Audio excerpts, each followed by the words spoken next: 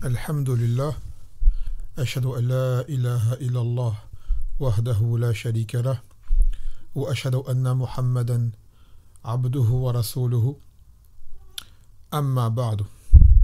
Ya ikhwa,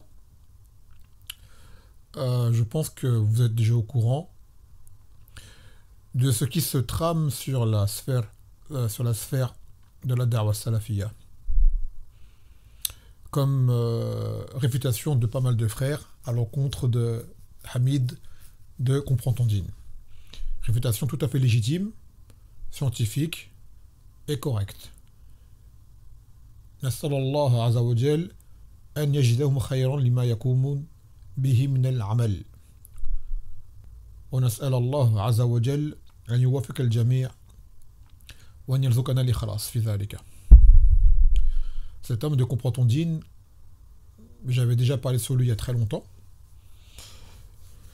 J'avais été dur à son encontre parce que depuis le début, cet homme-là, j'avais déjà vu en lui des symptômes de le non suivi de la voie des salafs. Vous savez, vous avez plein de gens qui émergent comme ça, qui sortent de nulle part, dans la darwa, qui se donnent un petit parcours scientifique. J'ai étudié là-bas, quelques parcelles comme ça. Et puis d'un seul coup, tu vois les gens émerveillés par leur travail. D'accord? Soit c'est un qui étudie en Égypte, soit c'est un qui étudie à Riyad, soit un qui étudie à Al-Medina, un qui étudie par-ci, par-là. Mais concrètement, étrangement, on voit jamais de frères salafis qui les connaissent ou qui les recommandent ou qui encouragent. Donc déjà, interrogez-vous.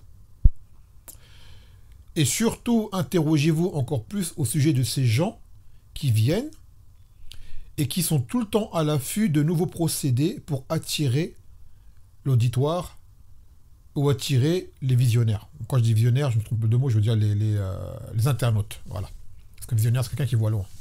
Je voulais dire quelqu'un qui visionne, mais en fait, c'est pas le mot qui est approprié. Et vous voyez bien qu'ils ont tout le temps des procédés dont vous ne voyez jamais les savants de la sunna faire. Ils cherchent l'originalité pour attirer les gens vers eux. Soit par des mises en scène, soit par des micro-trottoirs, soit par des montages vidéo avec un petit fond sonore derrière, ou soit alors ils se filment tout le temps avec un nouveau paysage derrière pour rendre la chose plus attractive. Un jour c'est dans la montagne, un jour c'est devant la bibliothèque, un jour c'est par-ci, un jour c'est par-là, histoire de rendre la chose plus attrayante. Mais concrètement, le contenu ilmi, il n'est pas là.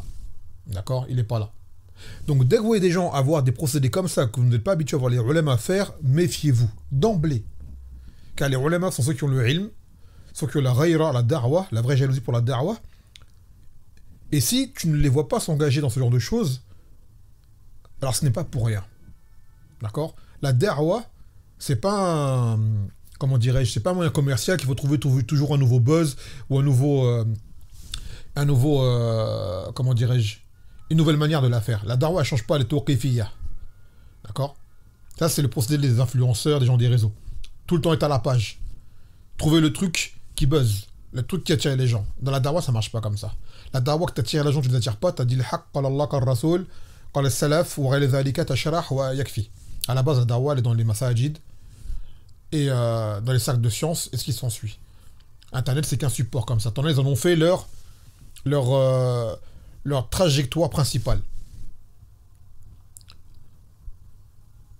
De base, ça reste mubah. C'est des wasail qui sont mubaha de prendre Internet. Mais t'en as, c'est leur principal support. C'est, voilà, YouTube, Insta, les réseaux, ce qui s'ensuit. Et bien sûr, ce genre de réseaux, ils ont des codes. Et tu vois ces gens rentrer dans les codes. En fait, ces gens-là, ce sont des chasseurs de vues, des chasseurs d'abonnés.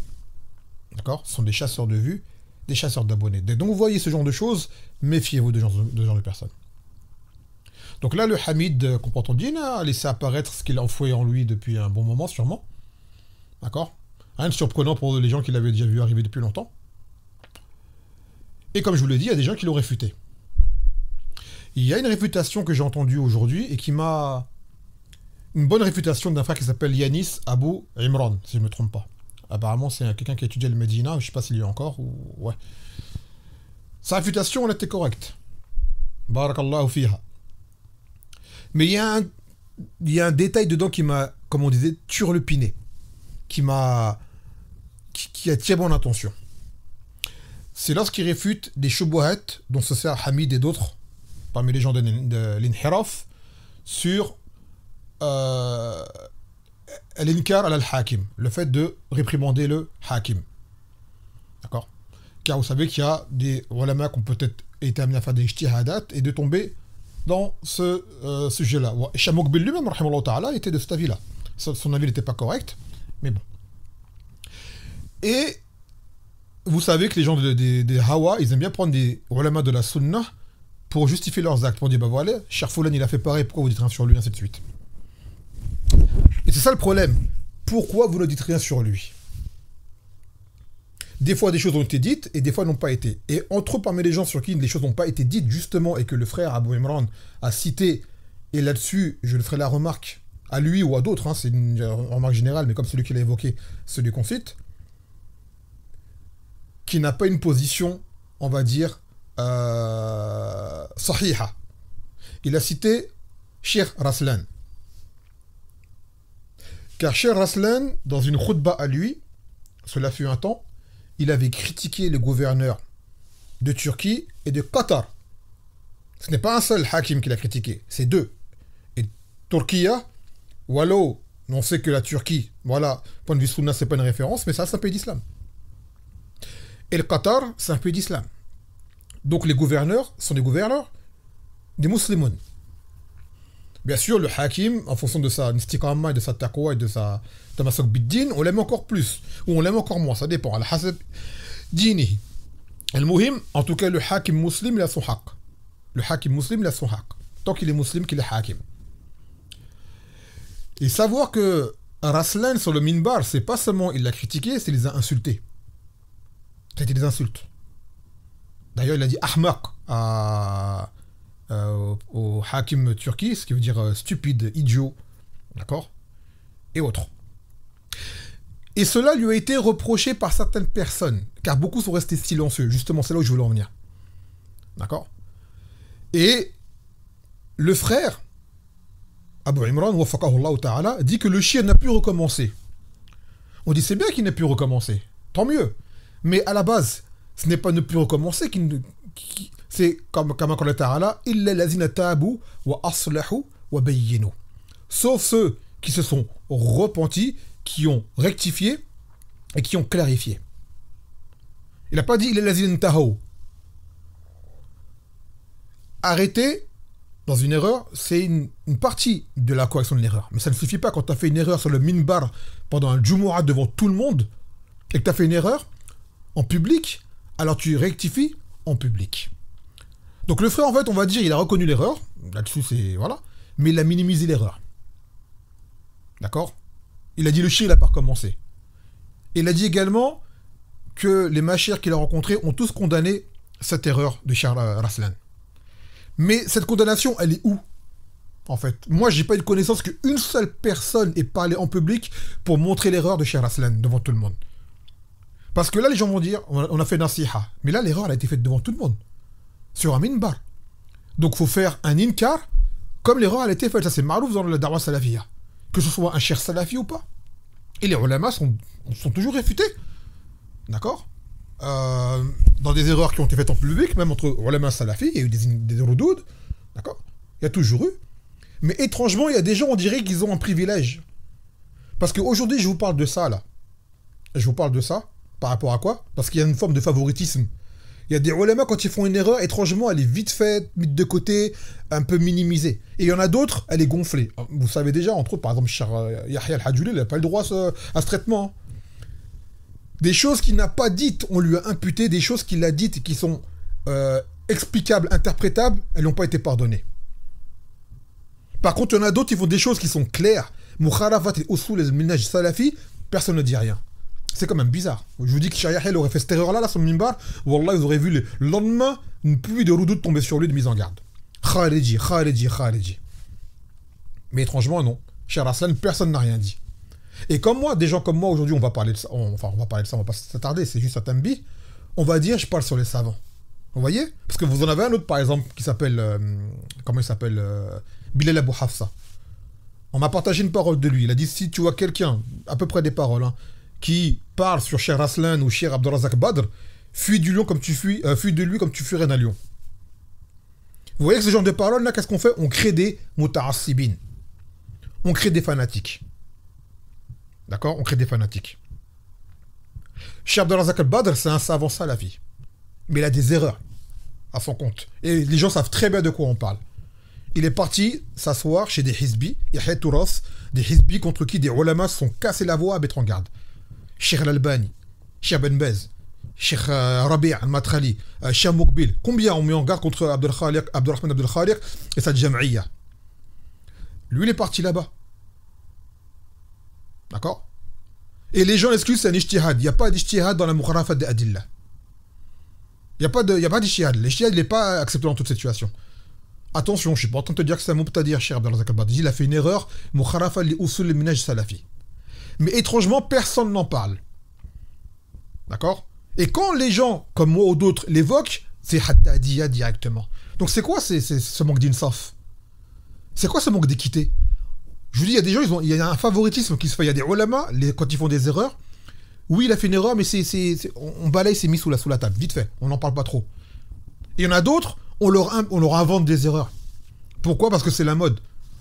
Ou parce que c'est... Voilà, t'en as, c'est des ulama, c'est la tendance de les suivre, t'en as d'autres, c'est la tendance de les critiquer. D'accord? Et je vous le dis aujourd'hui, alors qu'il est, Cheikh Abdelrazak Al-Badr, c'est un savant salafi. Pour pas qu'on me fasse dire ce que je n'ai pas dit. Mais qu'on le veuille ou non, il s'est trompé dans cette mas'ala-là. Et dans d'autres. Et surtout dans le fait de faire un minhaj, de ne pas parler, de ne pas mettre en garde contre les gens de la bid'a, en les nommant. D'accord? Cheikh Abdelrazak Al-Badr ne parle sur personne. Donc voilà pourquoi beaucoup de gens l'aiment. Beaucoup de gens l'aiment parce qu'il ne parle sur personne. Donc c'est facile d'être aimé quand tu ne parles sur personne. Mais quand on a qui parlent sur des gens, on leur tombe dessus. Mais c'est ça le djihad dans la da'wah. Il faut bayen. Kama qala ta'ala, wa kadhalika nufassilu al-ayat litastabil sabil al-mujrimin. C'est de cette façon que nous clarifions les versets afin que la voie des criminels soit clarifiée. Ces gens-là, dont je vous parle, ces prédicateurs, ils savent mettre en garde contre le petit prédicateur, un tel, ils les nomment.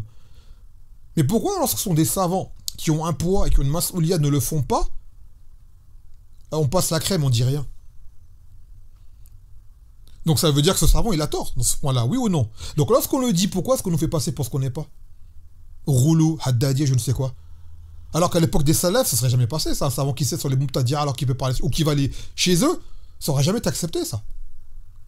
Mais étrangement, quand c'est certains, c'est silence, quand c'est d'autres, c'est... on a droit à toute la... C'est du tapage. Et je vous le dis bien, aujourd'hui, ces gens-là, là, ils sont injustes.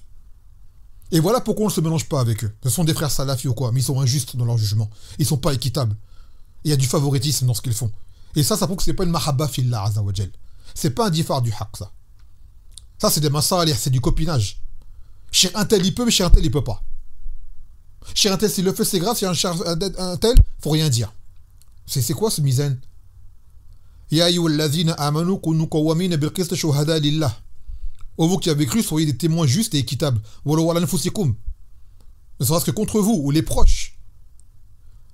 Wa idha qultum fa'dilu walaw kana dha qurba. Si jamais vous parlez, soyez juste, ne serait-ce qu'une personne qui soit proche. Donc voilà pourquoi nous, il y a plein de gens des fois on dit ouais, pourquoi tu sais pas cher un tel dans tes audios ou tu reviens pas, parce qu'il y a des machères. Je suis désolé de le dire, ils sont pas équitables dans leur jugement. Et quand on a des erreurs, eux ils les font, personne ne dit rien. Et d'autres ils font des erreurs, on leur tombe dessus comme la misère sur le pauvre monde. Et c'est pas d'aujourd'hui, hein, vous savez. Hein. Car les gens, ils ont un tarzim des savants de la Saoudie à un niveau qui est incroyable. Tout ce qui vient, enfin pas tout, on va pas non plus extrapoler, mais beaucoup de ce qui vient de l'Arabie Saoudite, on ne peut rien dire. Un cheikh saoudien, tu ne peux rien dire, il a forcément raison. Et ça, c'était l'une des causes qui aimait la fitna au Yémen. Hein. Parce que comme c'était le petit Hadjouli, le petit du Yémen, face aux autres grands saoudiens, c'est pas passé. Mais les gens n'ont pas analysé la situation. Jusqu'à aujourd'hui, ils ne veulent pas accepter. Hein? Par exemple, un cheikh auquel il s'accroche, qui cite souvent, comment il s'appelle? Le Misri, Abu Abdel A'la. C'est Khalid. Oui, il s'appelle Khalid. Cet homme-là a fait un audio dans lequel il accuse Cheikh Yahya, il rapporte dans le Cheikh Rabi', que Cheikh Yahya a volé l'argent du front lors du djihad et qu'il est devenu milliardaire, qu'il s'est acheté un palais. Ya subhanallah. Bila haya. sans aucun un once de pudeur de dire cela dans un audio. Mais ça, il peut, lui, comme lui, c'est un shir, on va dire, starifié par ces gens-là, il peut le dire, il n'y a pas de problème. Il peut mentir en public sur un homme, même sur un kafir, tu n'as pas le droit de le faire. Mais quand on se défend, on critique les savants. Ya Allahu Akbar. Vous voyez un peu le jugement chez ces gens-là? Aujourd'hui, je vais vous dire ça, ils vont dire, demain, ils vont dire, oui, Khalil Sahaddadi, pourquoi il parle sur les savants? Je dis quoi comme chose qui soit un mensonge sur les savants? Par contre, quand vos savants le font, non, on peut rien dire, on doit se laisser.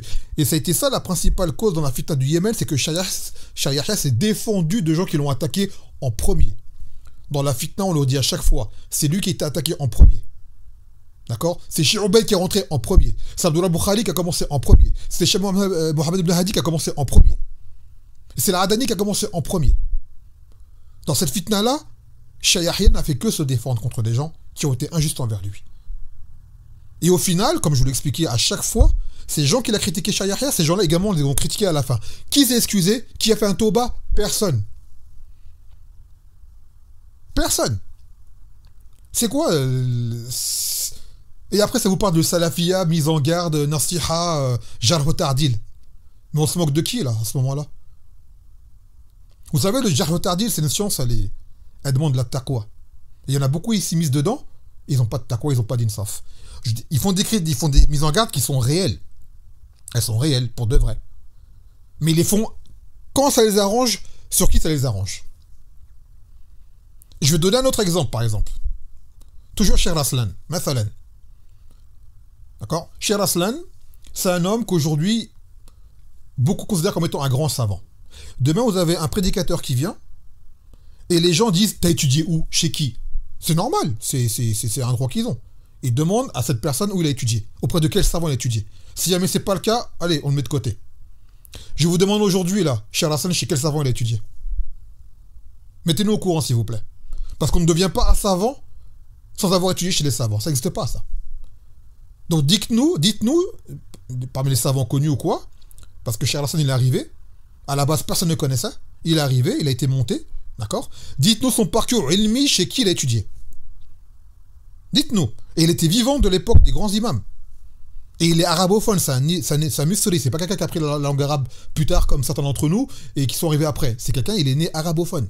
C'est quelqu'un qui a un certain âge. Il était vivant, il a été contemporain à l'époque des grands imams. Donc auprès de qui parmi eux il a étudié? Et si on me demande pourquoi, il était où à cette époque-là? Où est-ce qu'il étudiait? Qu'est-ce qu'il faisait? Et par la suite, on dit qu'il a connu le salafia plus tard, parce qu'il prétend avoir toujours été salafi, chose qui a été remise en compte également. D'accord? Et par la suite, chez quel savant il a étudié? Donc on demande à ces gens-là qui arrêtent pas de gonfler les gens, qui font ça c'est du roulou, c'est ça le roulou là. Parce que le roulou c'est itra an-nas, c'est vanter les gens de ce qui n'est pas en eux. Ces gens-là c'est eux qui ont du roulou. Qu'est-ce que nous on a du roulou? C'est eux qui ont du roulou dans les éloges. Al-Hajjuri on l'a jamais élevé plus haut que son niveau. Mais ces gens-là comment ils parlent de leur ulama c'est incroyable. Et comment ils se testent sur les erreurs c'est incroyable. Ça c'est le roulou ça. Vous voyez? Mais quand tu viens pour dénoncer cela, t'es un haddadi, d'après eux. Et vous savez un autre fait que j'ai oublié de vous dire, qui montre ce deux poids deux mesures. Mais Saled, vous avez, comme je l'ai expliqué, Cheikh Abdelrazak El-Badr, qui fait ce qu'il fait. Pourtant, personne ne parle. Étrangement. Alors que ce qu'il a fait, c'est connu chez auprès des ulama de la Sunna qui ont un manhajiyani de distinction. Ça a été reproché à d'autres. Vous savez que lorsque Shaykh al-Hajuri est sorti de Medj, il est parti en Arabie Saoudite, vous savez ce qui s'est passé? Quand il est arrivé au Médina, il y a Abul Hassan al-Misri ou al-Halabi, j'ai oublié c'est lequel des deux. Je crois que c'est Abul Hassan ou al-Halabi, j'ai oublié. L'un des deux était à l'arrivée du Cheikh. Lorsque le Cheikh est sorti de sa voiture, cette personne-là est venue vers lui, lui a serré la main, lui a fait ses condoléances pour la mort de son fils. Et il y avait plein de monde autour de le Cheikh, il n'a pas distingué qui vient pas, et voilà. C'est tout. Cheikh Mohamed Ibn Hadi, wafaqahullah ta'ala, tout de suite a sorti une parole dans laquelle il a dit, regardez, Al-Hajjuli, il a fini avec Al-Halabi, et avec Abul Hassan. Regardez, hein, juste pour ça, il a eu le droit à une critique. Du fait que cet homme-là s'est approché de Cheikh Yahya, sans que Cheikh n'est pas allé vers lui, Cheikh ne l'a même pas vu au début. L'autre est venu le voir, lui a serré la main, lui a fait ses condoléances. Et c'est un moment où, à ce temps de démêle, il y avait beaucoup de gens qui étaient autour de Cheikh Yahya, avec ce qu'il avait vécu. Tout de suite, on lui est tombé dessus. Alors que Cheikh a dit, mais j'ai rien à voir avec lui, moi. Il est venu me voir, il m'a fait les condoléances. J'ai fait ma vie. À savoir que Cheikh Yahya a dit à Rod, à Abul Hassan et a dit à Rod al-Halabi, en plus. Mais regardez, hein, c'était pour dire le but, que c'était vraiment tâché, c'était vraiment sans prendre al-Hajjouri quoi qu'il ait fait. Aucune excuse. Et là, vous avez Cheikh Abdelrazak al-Badr, qui va à Hayat Touraf, qui participe à leur Dawra, et ce qui s'ensuit. Et là, étrangement, personne ne dit rien. À ma connaissance, s'il y a quelque chose qui a été dit en public, hein, je ne parle pas des assises privées, je sais qu'il y a des gens qui parlent, mais en public, une nasiha, un bayin pour que les gens sachent l'erreur, il n'y a personne là, étrangement. Donc je vous dis ça parce que souvent on pose la question pourquoi tu suis pas cher un tel. Il y a plein de ma chère, pour moi, sont des salafis, mais je ne les cite pas parce que pour moi, ils sont injustes, ils ont contribué à alimenter cette fitna. Ils n'ont pas cherché à comprendre c'était quoi la chose pour conseiller avec équité. Ils ont défendu, pris parti automatiquement. Et jusqu'à aujourd'hui, aucun ne s'est excusé. Donc désolé, je ne peux pas envoyer les gens vers des gens comme ça parce que pour moi, c'est un manque d'équité. Maintenant, est-ce que je les rends novateurs? Non. Non. Mais pourquoi je ne me réfère pas à eux et je ne mets pas leur fatwa ou quoi? D'accord? Parce que j'estime que ces gens-là n'ont pas été justes. Et que je mets quiconque au défi de venir dire le contraire aujourd'hui. Qui que ce soit. Par rapport à ça. Là, maintenant, on sait comment ça va se passer la réponse. Hein. Ça va être que de la mise en garde qui sera une mise en garde qui sera juste superficielle. Il n'y a pas de... On rentre pas en profondeur. On vient pas à la base de la chose. C'est pas chirurgical comme on dit. C'est juste c'est facile. Ouais, c'est Khalil, ça suiveur de Hajjouri, c'est Haddadi. C'est tout. Mais en tant que Haddadi, je peux pas dire des choses qui sont vraies. Et ce que je dis qui est vrai, comment tu y réponds? Tu peux pas y répondre. Pourquoi? Parce que sur ce point-là, je vais avoir raison. Quand je dis j'ai raison, c'est pas que j'ai la sens innée en moi, c'est que c'est la vérité. Il y a des gens, voilà, il y a des awam, on leur explique ça, ils comprennent, c'est évident pour eux. Et c'est même pas des gens qui se disent étudiants en ilm, c'est évident. Ils le voient, ils disent mais c'est injuste ça. Mais des gens qui se disent tout la ilm ou quoi, qui appellent à la darwa, ils n'arrivent pas à réaliser la chose. Donc cette division qui est créée entre nous, l'une des causes c'est celle-ci, le manque d'équité. On ne demande pas aux gens de faire nos éloges, de nous partager ou quoi. Non, on dit juste, dites la vérité. Et comportez-vous avec équité. Maintenant, t'aimes pas comment je parle, t'aimes pas qui je suis, bah, c'est ton problème. Mais ne nous faites pas passer pour qui nous ne sommes pas. Ne jouez pas avec le recoul des gens. Car vous voyez bien, à chaque fois, la vérité elle apparaît. Il y a toujours une fadiha qui apparaît un jour ou un autre. Toujours. Comme celle-ci que j'ai entendue aujourd'hui. Cheikh Raslan, mais il n'a pas recommencé. Et alors, est-ce qu'il a fait une tauba de ce qu'il a fait? D'ailleurs, il y a un audio de Cheikh El-Fawzan qui est interrogé sur ce que Raslan, parce qu'il n'a pas été nommé. Mais il a bien dit, parce qu'ils ont bien aimé faire ça avec Cheikh El-Hajjouri. Poser une question générale. El-Fawzan, il a dit ça, il a dit ça, il a dit ça. Bah maintenant, on va faire pareil avec Cheikh Raslan. Il est interrogé quelqu'un qui dit que... Oui, parce que j'ai oublié de préciser, Cheikh Raslan, il s'est justifié en disant quoi? Que c'est pas ses gouverneurs de son pays, voilà, vous pouvez parler sur eux. C'est-à-dire qu'il n'a pas fait tauba. C'est-à-dire qu'il voit que ce qu'il a fait, c'était légitime. D'accord? Il y a un audio de Cheikh Fawzan, il a interrogé là-dessus. Il a dit, celui qui dit ça, c'est un Khalidji. Et pourtant, ce que nous, on est parti faire comme eux, dire, ouais, Raslan, c'est un Khalidji. Non. Parce qu'on sait très bien que Cheikh Fawzan, il a fait une kalem qui est âme générale. Et que peut-être si on fait un tafsir ou quoi, il va expliquer. Eux, non, avec le Hajjouri, ils l'ont pris direct. Une personne a dit ça, c'est quoi le jugement? Ça, c'est Ridda, c'est l'apostasie, tout de suite. Le Hajjouri, l'apostasié. Le Hajjouri, ceci, cela. Le Hajjouri, ceci, cela. Mais qui est-ce qui a apporté une question nominative avec le nom du chien, ce qu'il a dit en particulier? Personne ne l'a fait. Et les vidéos YouTube, ça tourne. Hein. Et bien là, si on rentre dans votre manège à vous, et bien Raslan, selon Cheikh Fawzan, c'est un Khalidji. Mais nous, on espère avoir plus d'insaf que vous. On sait que la question, elle est générale. Mais le point pour en revenir, c'est qu'il n'a pas fait tauba et que personne d'entre vous n'a fait d'inkar alani de ce qu'il a fait, de l'erreur qu'il a faite. Et résultat aujourd'hui, ben, le Muqtadi'a, ils s'en servent. Comme Hamid de Comprend-on-Dine. Parce que si Cheikh Al-Azlan fait une tauba, mais il n'aura pas pu s'en servir de la parole. Vous comprenez ça? Et donc, avec ce genre de comportement, ben justement, les Hizbi, eh ben, ils ont on va dire des pseudo-arguments pour leur chebouhet. Donc en fait, c'est de notre faute, nous, quand on fait ce genre de favoritisme et qu'on ne fait pas une carte d'une erreur et qu'on la minimise, bah, le Hizbi va te la prendre, il va te la jeter au visage. Et là, tu ne pourras rien dire devant lui. De base, il a tort dans son manhaj. Mais dans cette masse-là, il va te mettre dans l'embarras.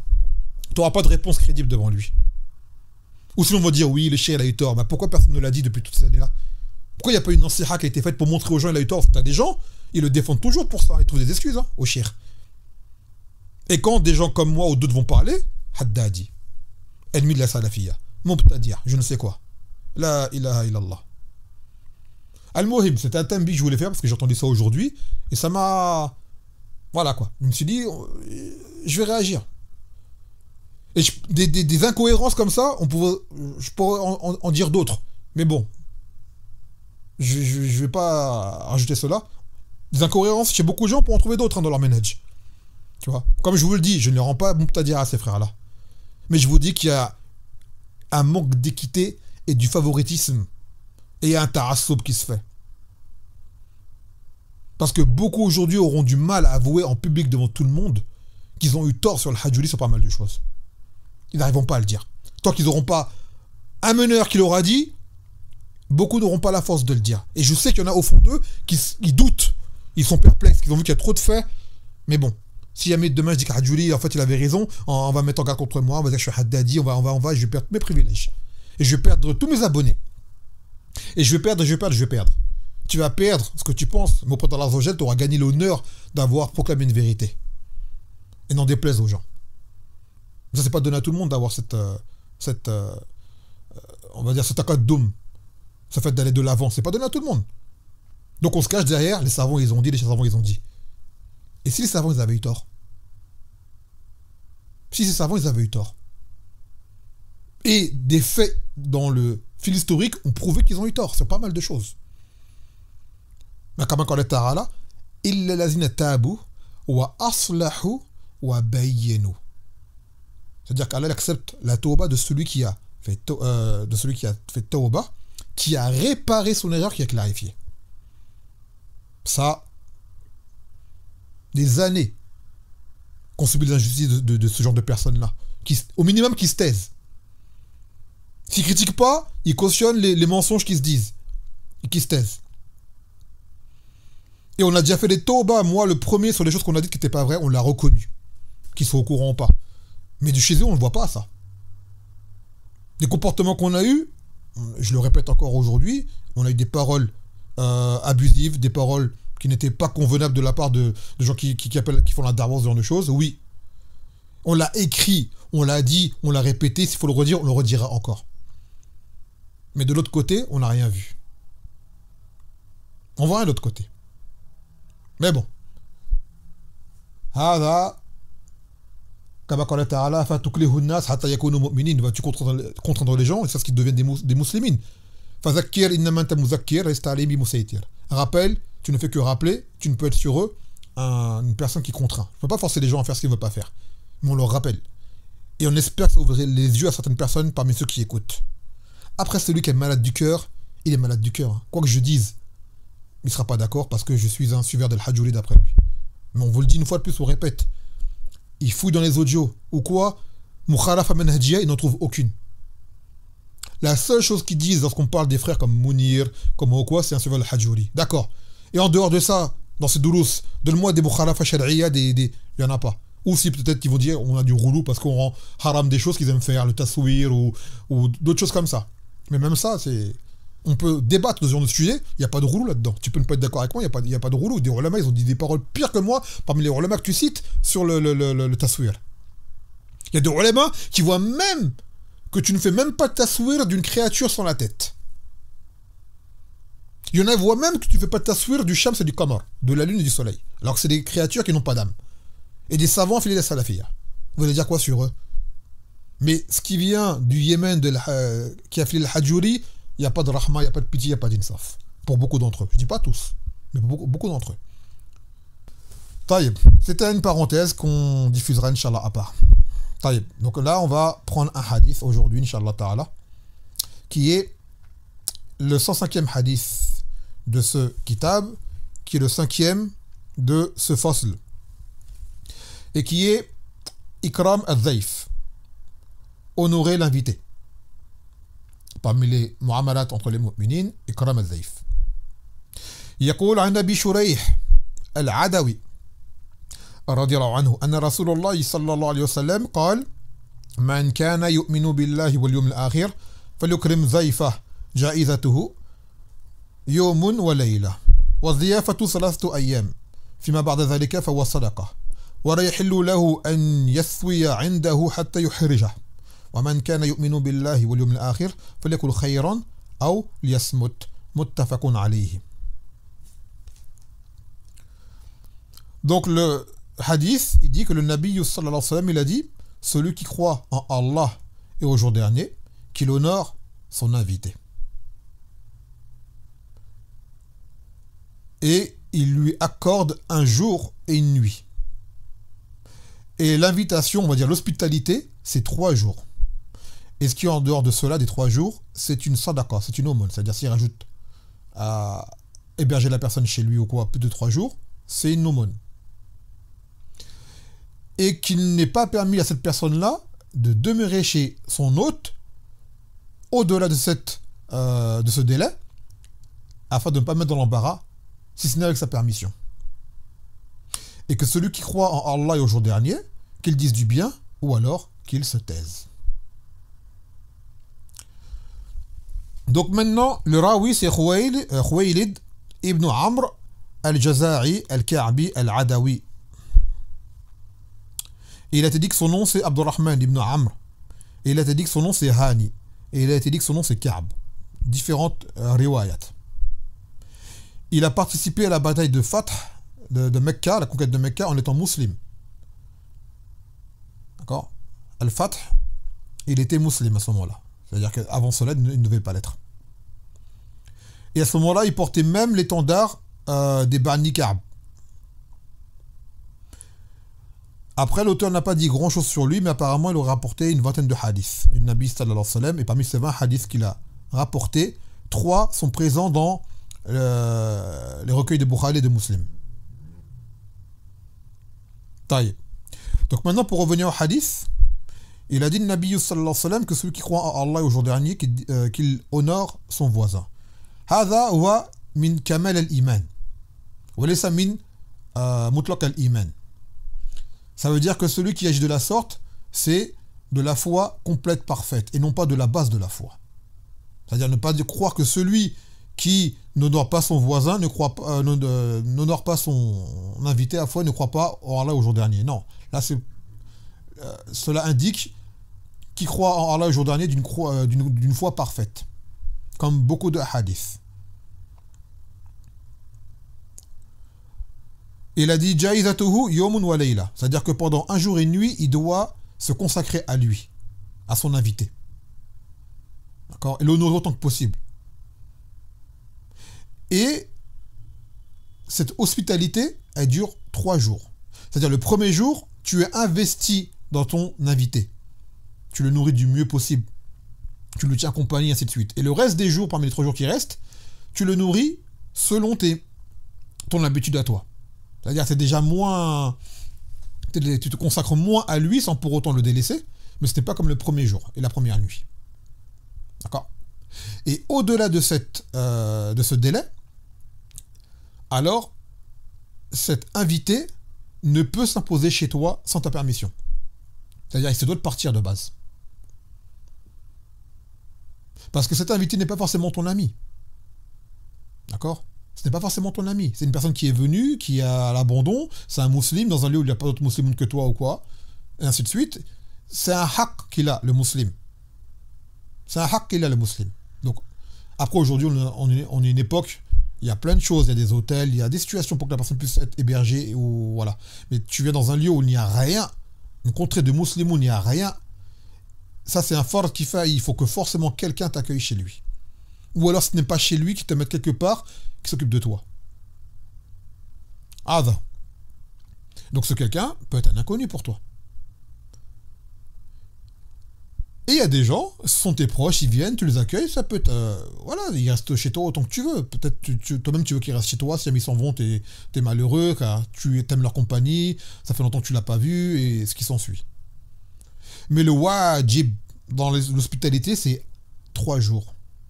Au-delà, ça revient sadaqa. D'accord? C'est une sadaqa.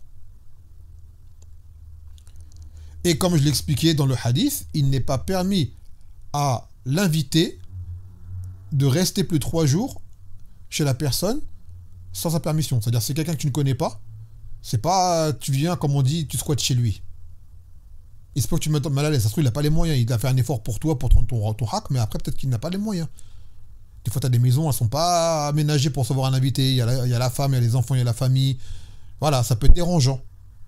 Maintenant, il y a des gens, tu les connais, tu sais que il va dire Anta Beiti Beitok. Baby Maftuh lak. Ma maison, c'est ta maison. Reste chez toi autant que tu veux. Là, il t'a permis de rester chez lui. Ça veut pas dire qu'il faut abuser non plus. Des fois, tu as des gens qui disent ça par politesse. Mais au fond, bon, voilà, au bout d'un moment, peut-être que c'est lourd pour lui. Faut pas forcément prendre au mot. Par exemple, au Yémen, souvent, ils avaient pour. À Ada, quand tu passes devant eux, ils sont en train de manger. Quand tu es en train de manger, tu le rencontres, tu dis Tafaddal Indi, El Rada Indi. Viens chez moi, viens manger chez moi. Alors, il n'a pas forcément fait à manger ni rien. Mais c'est une formule de politesse. Tu vois. Donc, toi, dis pas oui, j'arrive. Tu sais très bien qu'il n'a rien fait pour toi. Il te dit ça parce qu'il t'a vu, il veut être poli. Mais c'est pas tu viens et tu fais ton. La personne qui abuse. D'accord. Ils sont en train de manger, tu passes devant eux. Il dit Tafaddal Ma'ana. Parce ils sont comme ça, les gens là-bas. Ils sont généreux, ils sont. Voilà. Toi, t'as déjà mangé. Va pas prendre de leur plat. Laisse-les manger entre eux. Ils sont 4 sur un petit plat. Laisse-les manger, Harry. Il t'a dit ça par politesse. Tu vas manger, il va pas te dire non. Mais c'est bon, t'es rassasié, t'as mangé, ou tu rentres chez toi, t'as mangé ce qui t'attend. Laisse-les manger entre eux. Mais ils vont te le dire quand même. Et donc, t'as des gens qui vont te dire ma maison est la tienne. Peut-être par politesse. Donc, te dis pas c'est bon, c'est ça, ma maison, sa maison, c'est la mienne. Là, je reste ici et je m'installe. Non. C'est une formule de politesse. D'accord. Donc, toute chose à juste mesure. Et il redit à la fin que celui qui croit en Allah et au jour dernier, qu'il dise du bien, ou alors qu'il se taise. Alors là, l'auteur, le Sharih, il dit وَالْقَوْلِ الْمَقَالَ أَفْوَانِ ثَلَاثَةُ أَقْسَامٍ, que les paroles que l'on prononce rentrent dans 3 catégories. Khayr, wa shar, wa laghu. Il dit les paroles de bien, les paroles de mal, et les paroles, on va dire, futiles. Là, dans le hadith, ce qui est voulu par là, c'est les paroles de bien. C'est-à-dire que ce sont les paroles qui amènent à un bien. Des fois, ça peut être une parole obligatoire à dire. Des fois, c'est une parole recommandée à dire. Et des fois, une parole permise, mais qui apporte un bien. T'en as d'autres, sont les mauvaises paroles. Comme riba, namima, al-kadhib, le mensonge. Et ainsi de suite.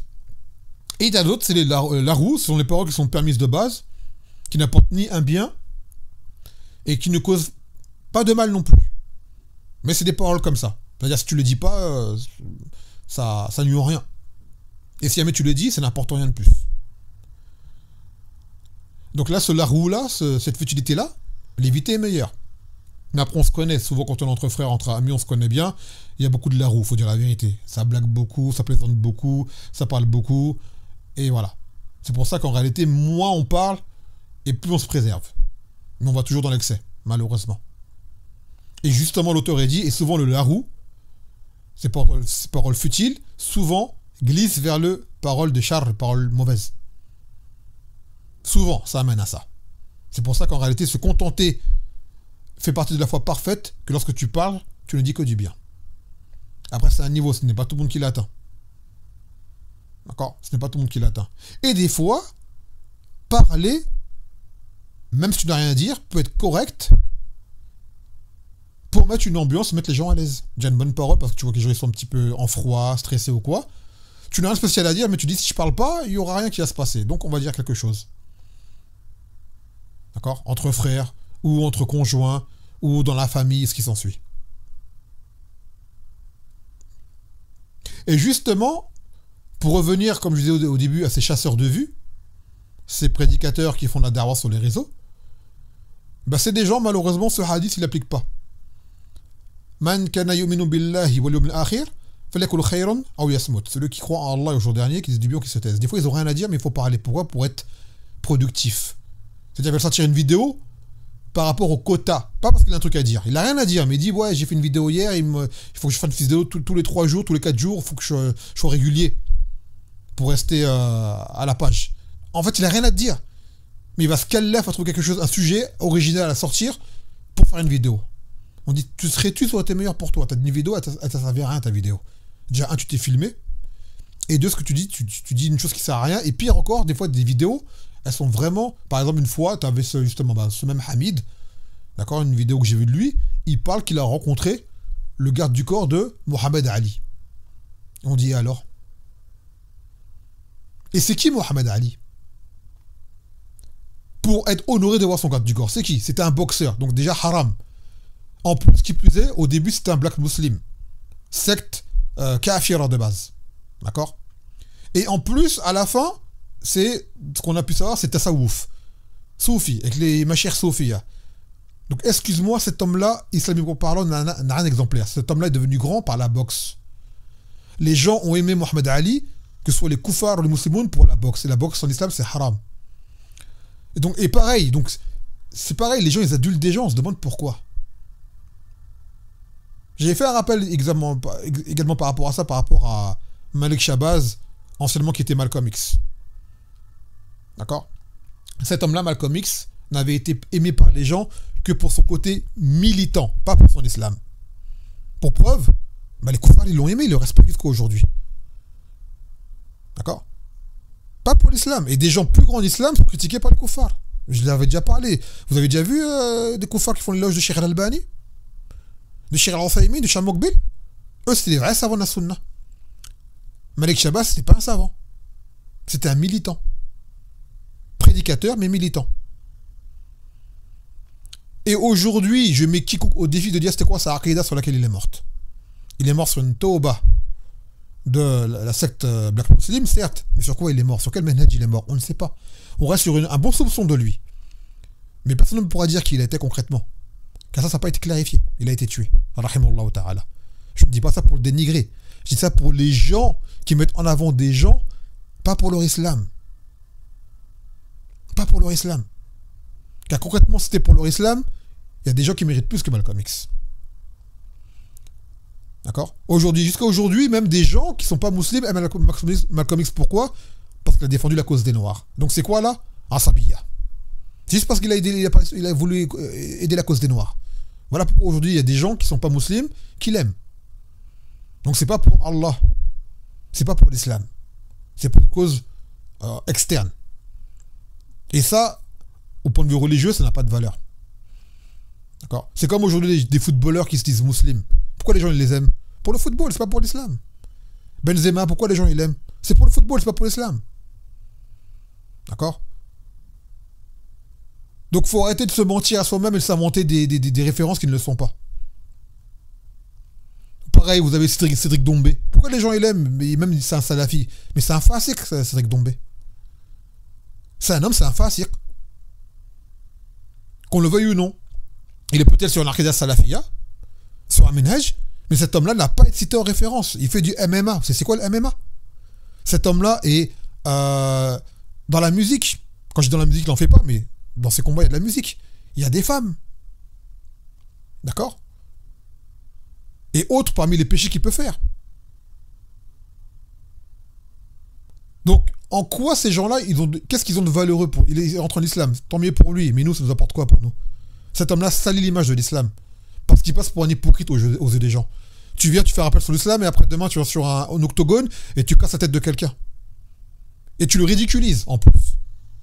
Tu te vantes, t'es orgueilleux, tu es vantard. Dans le Coran, Allah dit Inna Allah la yuhibbu man kana mukhtalan fakhura, que Allah n'aime pas les gens qui sont hauts et orgueilleux. Et quand tu viens, tu fais tes. Comment ils appellent ça là, quand ils font leur. Clash talk ou je sais plus quoi là, avant un combat, c'est quoi qu'ils font? Ils se dénigrent, ils se méprisent, ils s'insultent. Sharahan, c'est interdit ça. Que ce soit même avec un kafir, tu n'as pas le droit de le faire. Donc quelle fierté vous avez à défendre ce genre de personnes-là et les affiliés à l'islam? Les musulmans, tant mieux pour lui. Mais nous, il n'apporte pas de bien pour nous. Donc choisissez les bonnes références. Vous ne faites pas duper comme ça et vous éparpillez. Un tel, ça y est, il a dit, il récite Surat Maryam, il dit, il fait la shahada, il explique la ilaha illallah. D'accord, mais ces actes derrière en public, c'est quoi? C'est que des péchés. Et ils s'en vantent. Donc arrêtez, tu vois. Il a dit le Nabi sallallahu alayhi wa sallam, min halawat al-iman, ou man wajda thalath ashya, thalathatun, man wajdahunna wajda halawat al-iman. Il y a trois choses. Celui qui les trouve aura goûté le savoir de la foi. Il a dit, parmi elles, an yuhib al-mar'a, la yuhibbuhu illa lillah. Lorsque tu aimes une personne, tu ne l'aimes que pour Allah. Donc Bilal Alikoum, quand t'aimes un Cédric Dombé, un Benzema ou autre parmi les gens qu'on a cités, ou un Mohamed Ali ou ce qui s'ensuit, c'est pourquoi? C'est pour Allah Azza wa Jal. Personne ne va te croire. Ces gens-là ne sont pas mustaqimoun. Et les gens, on les aime pour l'instiqama. D'accord? Mais là, comme je dis, on est une époque, c'est trop de l'émotion. C'est que de l'émotion. C'est que de l'émotion. C'est pas de l'hymen, c'est de l'émotion. C'est une forme de fierté. Ouais, un tel c'est un musulman. Et alors, il est musulman, tant mieux pour lui. Mais il apporte quoi à l'islam concrètement? Rien. Il salit l'image des musulmans. Il salit l'image des musulmans en public. Donc apprenez c'est quoi l'amour en Allah et la haine en Allah. Et vous allez voir, hein, ce que j'ai dit au début là, je vais me faire des ennemis encore. Et pourtant, je n'ai rien dit de mal. J'ai juste des choses qui dérangent des gens. Ça va le déranger ce que j'ai dit. طيب, on prend les fawaid du hadith.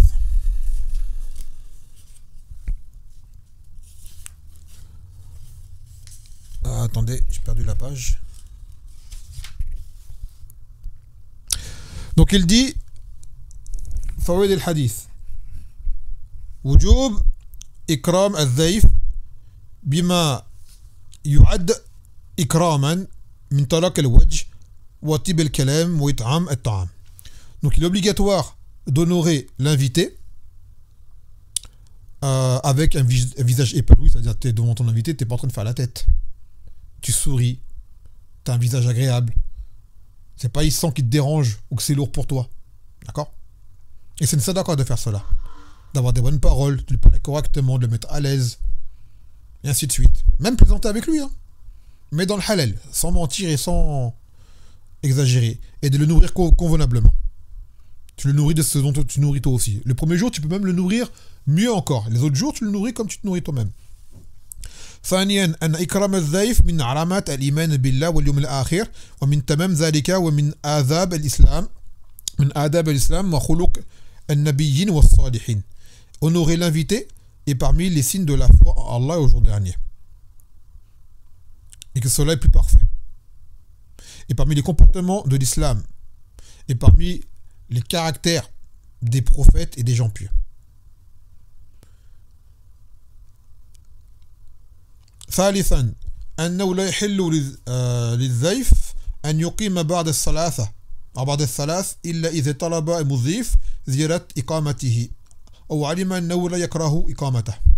Qui n'est pas permis à l'invité de rester plus de 3 jours chez son hôte, sauf si son hôte lui demande de rester, ou alors qu'il sait que cela ne le dérange pas.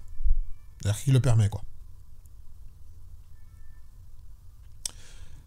رابعا الحث على حفظ اللسان فلا يتكلم المرء إلا إذا كان الكلام خيرا فإن ذلك أقوى لإيمانه وأحفظ لسانه وأحيب عند إخوانه.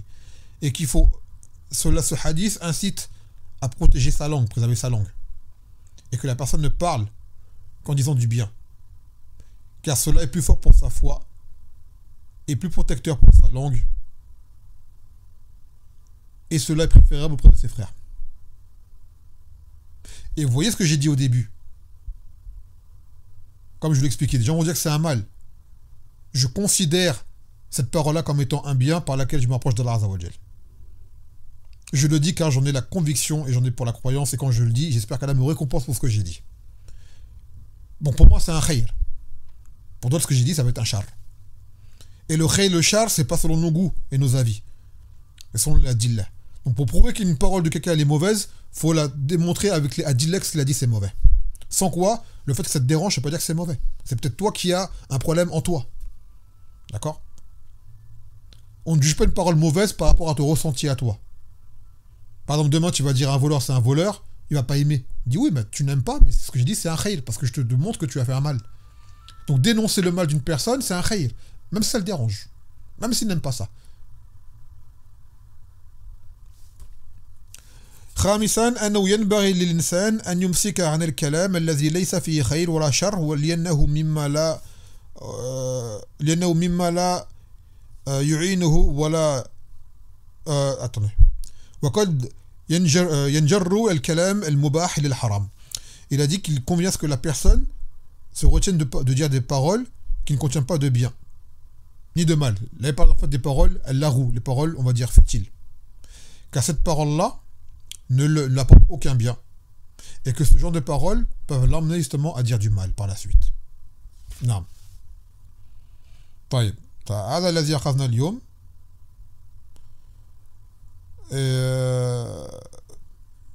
Le prochain ders sera dimanche également. Ce jour-ci, je suis désolé, c'est un peu aléatoire. Je ne sais pas les horaires, je ne peux pas les connaître à l'avance.